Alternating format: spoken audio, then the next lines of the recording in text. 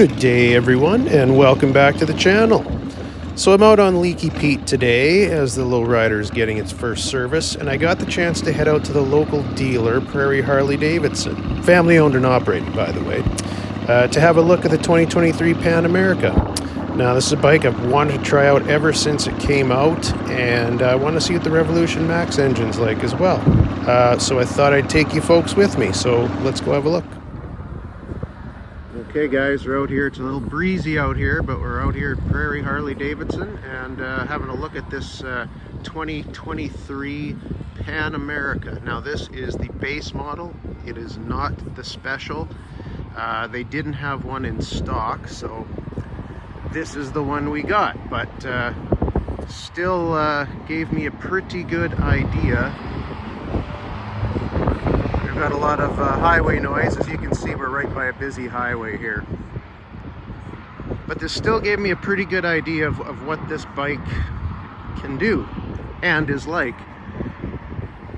And first off, obviously we have the Rev Max engine 1250. It is liquid cooled, of course, and the one thing I can say about the Rev Max is that it revs high.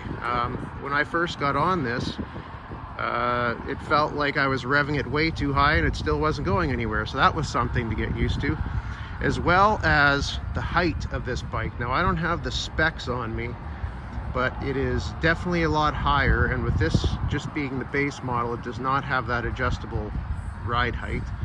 You can adjust the seat. I believe that is right there where that key is. You can turn that key and you can adjust the seat height a little bit.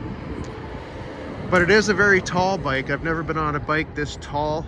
I'm about 6 feet, and I was tippy-toeing it.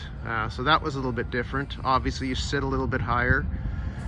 The windshield, it is adjustable, and there is your adjustment right there.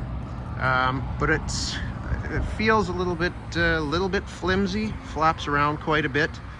And when I was sitting on this bike, I was still getting the wind hitting me full force, so that's something I would change. 150 horsepower, it will pick up speed and it will go. That is one thing. Suspension is nice on this bike as well. You've got your one shock right down there. Can't say I'm a huge fan of the exhaust. That would be something I would change if I was to buy this bike. But actually a very comfortable riding position I found. I just got off the Nightster, and that's a much more aggressive posture. This one was much more comfortable. This would be a bike you could see actually going cross country on.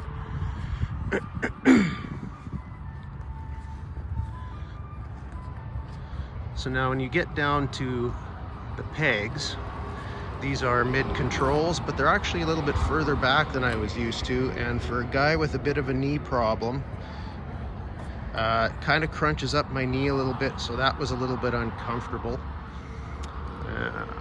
Controls on this bike are pretty much the same as on the new Sportster model, so they're a little bit different. For example, there is your turn signal right down there, so it's only on the one side, which I am not quite used to. As well, if you're going to turn this bike on, here is your ignition. Click that on.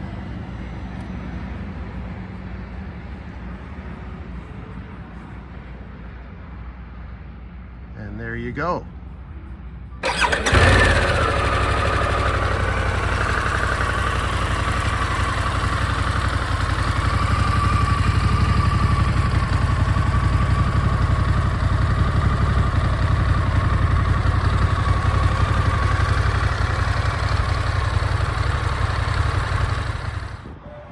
Now this definitely isn't a big in-depth video. I've only got so much time to do this, but that was just a basically quick little look. Nice bike. For an adventure bike, I guess it's good. That's not really what I'm into, so it was different for me. Can't say I would probably get one, but hey, if anybody's looking for an adventure bike, this is as good as any, as far as I'm concerned anyway.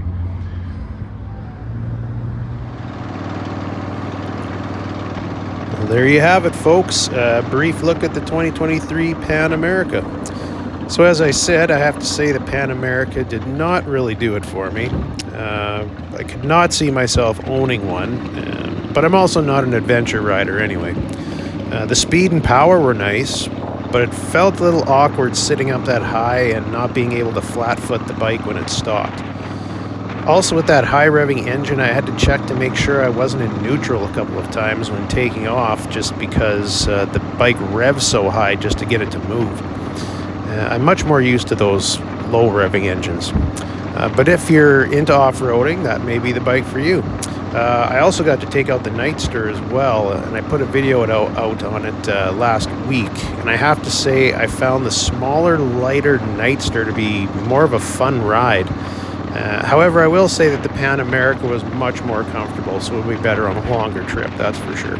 At any rate, I spoke to one of the owners about how these bikes are selling, and he said the specials do okay, but the regular model like I had today are a hard sell. He said that even with free incentives, they're hard to move.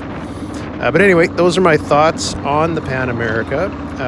If you get the chance, you should try one out for yourself and see what you think.